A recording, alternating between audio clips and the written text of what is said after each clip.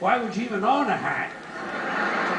Why not show your respect? Don't even buy a fucking hat.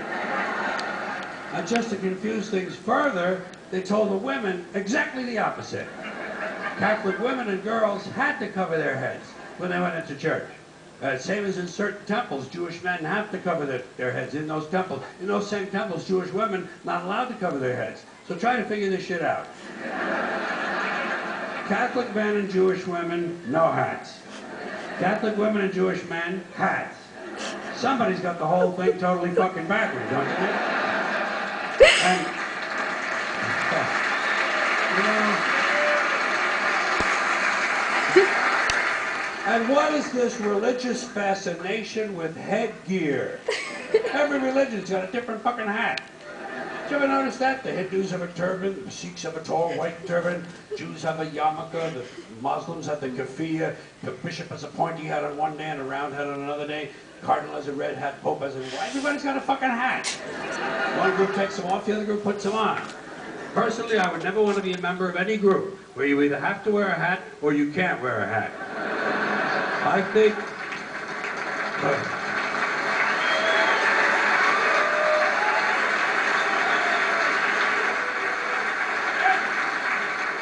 I think all religions should have one rule and one rule only: hats optional. That's all you need to run a really good religion. Here's another one of these civic customs. Swearing on the Bible. You understand that shit? They tell you to raise your right hand, place your left hand on the Bible. Does this stuff really matter? Which hand? Does God really give a fuck about details like this? Suppose you put your right hand in the Bible and you raise your left hand. Would that count? Or would God say, sorry, wrong hand, try again? And why does one hand have to be raised? What is the magic in this gesture? This seems like some sort of a primitive voodoo mojo stick. Why not put your left hand on the Bible, let your right hand hang down by your side? It's more natural. Or put it in your pocket. Remember what your mother used to say? Don't put your hands in your pockets. Does she know something we don't know? Is this hand shit really important? Well, let's get back to the Bible, America's favorite national theatrical prop. Suppose the Bible they hand you to swear on is upside down, or backward, or both, and you swear to tell the truth on an upside down backward Bible. Would that count? Suppose the Bible they hand you is an old Bible and half the pages are missing. Suppose all they have is a Chinese Bible in an American court, or a Braille Bible and you're not blind. Suppose they hand you an upside-down, backward Chinese Braille Bible with half the pages missing.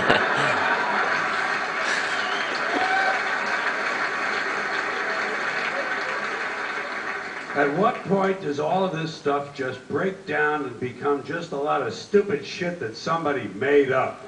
They fucking made it up, folks. It's make-believe. It's make-believe. Now, all right. Okay. Let's leave the Bible aside. We'll get back to the science fiction reading later. The more important question is, what is the big deal about swearing to God in the first place? Why does swearing to God mean you're going to tell the truth? Wouldn't affect me. If they said to me, you swear to tell the truth, the whole truth, and nothing but the truth, to help you God, I'd say, yeah. I'll tell you about as much truth as the people who wrote that fucking Bible. How do you like that? Huh?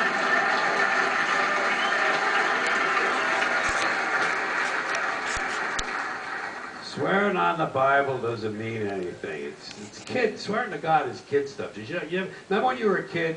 If you told another kid something he didn't quite believe, he'd say, you swear to God? I would always say, yeah, I swear to God. Even if I was lying. Why not? What's going to happen if I lie? Nothing. Nothing happens if you lie. Unless you get caught, and that's a whole different story. Sometimes a kid would think he was being slick with me, and he'd say, you swear on your mother's grave? I'd say, yeah. Why not? First of all, my mother was alive. She didn't even have a grave. Second of all, even if she was dead, what's she going to do? Rise from the grave and come and haunt me? Come and haunt me? All because I told a lie to an 8-year-old? Get fucking real, will you?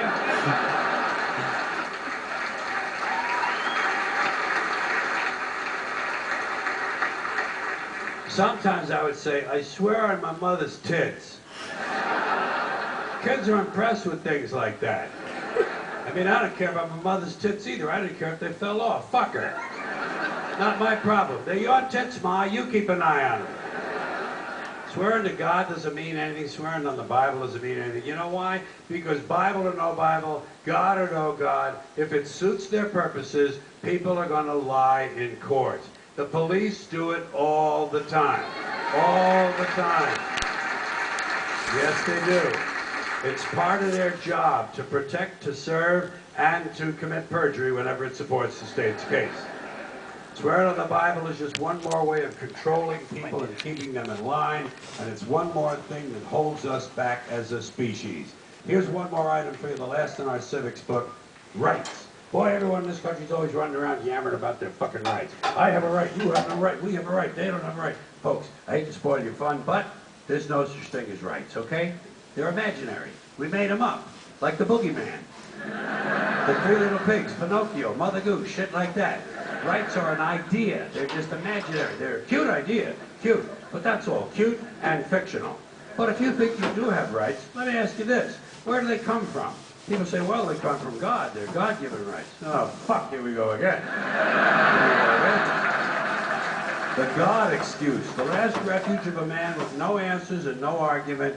It came from God. Anything we can't describe must have come from God. Personally, folks, I believe that if your rights came from God, He would have given you the right to some food every day, and He would have given you the right to a roof over your head. God would have been looking out for you. God would have been looking out for you. You know that?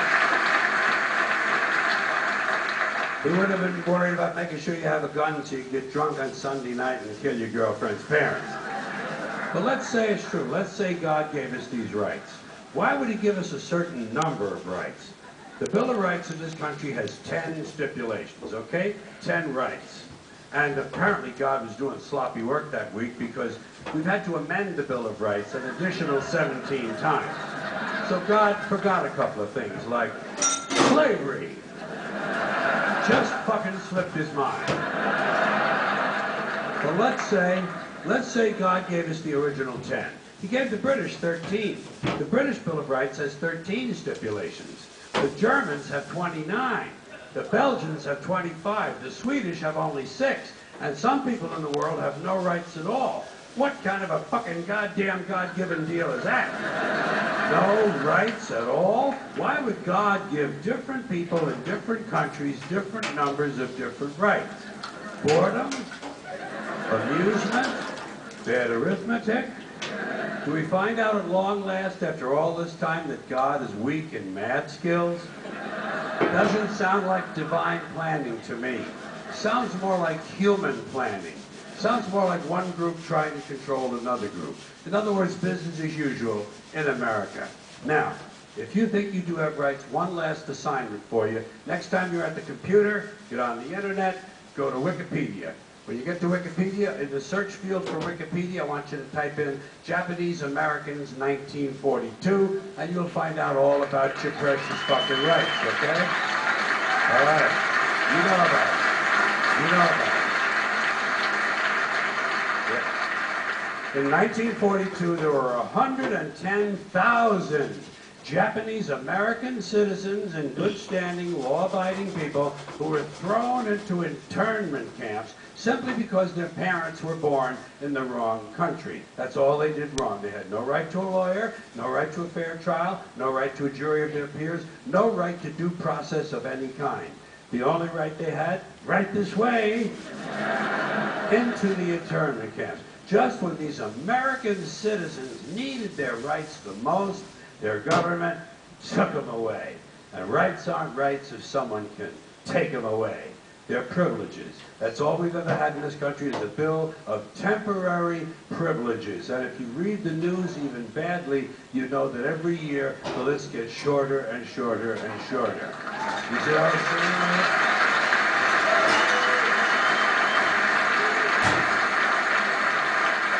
Yeah. Sooner or later, the people in this country are going to realize the government does not give a fuck about them.